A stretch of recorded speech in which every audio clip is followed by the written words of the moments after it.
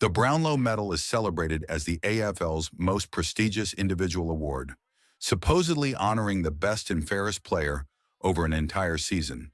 But behind the glitz, the red carpet, and the highlight reels, there's a darker story.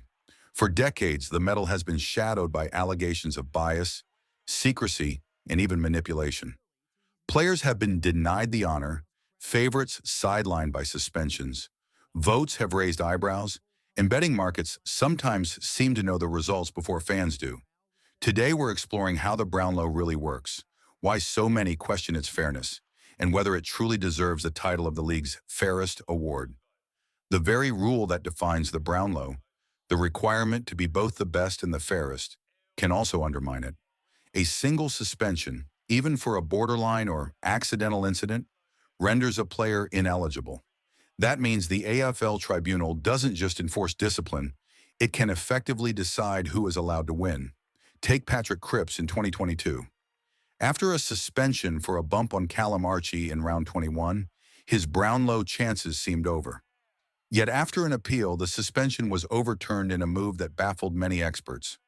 Cripps went on to claim the medal, but fans immediately questioned whether the AFL had intervened to protect one of the league's biggest stars.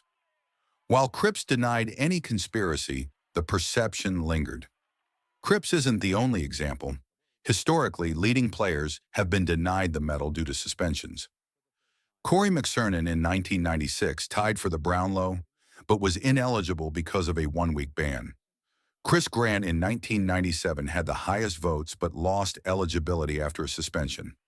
In 2012, Jobe Watson won the medal only to later be stripped of it because of the supplements scandal. Each case raises the same question. Is the Brownlow about fairness, or does the disciplinary system conveniently eliminate players to maintain the award's marketability? Even if a player avoids suspension, the vote system itself is far from perfect. Brownlow votes are awarded by the field umpires after every match, with 3 votes for the best player, 2 for the second best, and 1 for the third. These votes are sealed and kept secret until the awards night. While secrecy adds drama, it also invites suspicion. Fans have pointed out countless instances where players dominate on the stat sheet but receive few or no votes, while others with quieter games pick up maximum votes. Consider Gary Ablett in 2013, who racked up 49 disposals in one of the most dominant midfield games ever, only to earn 2 votes, or Josh Kelly in 2017, whose breakout season saw inconsistent polling, contrasted with Dustin Martin, whose stats aligned with Richmond's fairy tale narrative. Patrick Dangerfield in 2019 polled unusually high in some games, while teammates who arguably played better were overlooked. Patterns also show a consistent bias toward midfielders, leaving defenders and ruckmen largely invisible. Todd Goldstein in 2015 dominated with 45 hitouts per game, but received only 18 votes. Star defenders like Alex Rance and Jeremy McGovern rarely get recognition, regardless of their impact on the game. The lack of transparency doesn't just frustrate fans, it also fuels a massive betting market.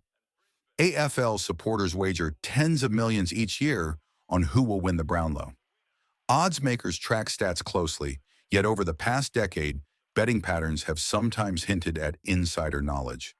In 2019, several betting agencies temporarily suspended Brownlow markets after noticing unusual activity aligning too perfectly with vote counts. In 2022, the AFL Integrity Unit investigated suspicious bets, suggesting someone may have had access to votes before the official count. The Brownlow isn't just a football award, it's a media spectacle. Television networks, especially Channel 7, pay millions for exclusive rights. The red carpet, fashion, and suspenseful vote count all turn it into a 3-hour drama. Controversy sells, and every year, the AFL hypes the favorites, fuels debates over suspensions, and turns the medal count into a show. While the league and media profit, the integrity of the award and the players' efforts are often secondary. Compared to other sports, the Brownlow stands out for its secrecy. In the NBA, MVP ballots are published by media experts. In the NFL, votes are released for scrutiny. In global football, journalists, coaches, and captains vote with detailed breakdowns published. The AFL, by contrast, relies on 3 umpires per game, secret ballots, and zero explanation. This opacity fuels the belief that the system is not only flawed, but potentially rigged. So, is the Brownlow literally rigged with someone controlling the outcome? Maybe not. But is the system designed in a way that creates bias, secrecy, and controversy every year? Absolutely. The tribunal determines eligibility, umpires decide votes without accountability, betting markets profit from early leaks, and the AFL profits from spectacle. The result is a headline-making event that divides fans, questions player recognition, and keeps everyone watching, exactly how the league seems to want it. Whether the chaos is accidental or intentional is up for debate, but one thing is clear.